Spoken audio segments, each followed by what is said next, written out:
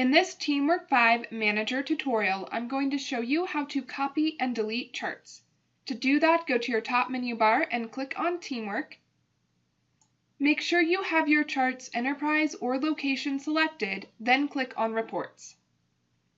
Go to your new top menu bar and click on Charts. From your list of charts on the left, choose the chart you would like to copy. Let's say this employee leave type totals.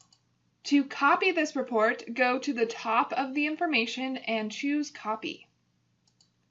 You do need to give this new chart a name. Maybe I will change it from Copy to Updated. If you don't want to create this copy, click Close. I do, so I'm going to choose Save.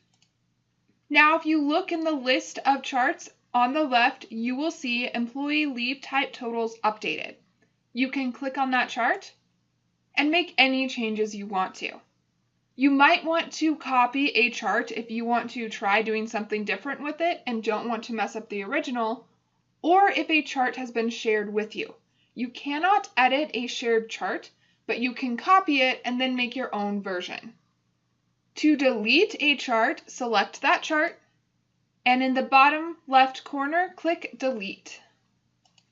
TeamWork 5 is going to make sure you do want to delete this chart. If you don't, click Cancel. I do, so I'm going to select OK. And now that chart that I had just created has been deleted. That's how you can copy and delete charts in TeamWork 5. Check out the next video to learn how to share your charts.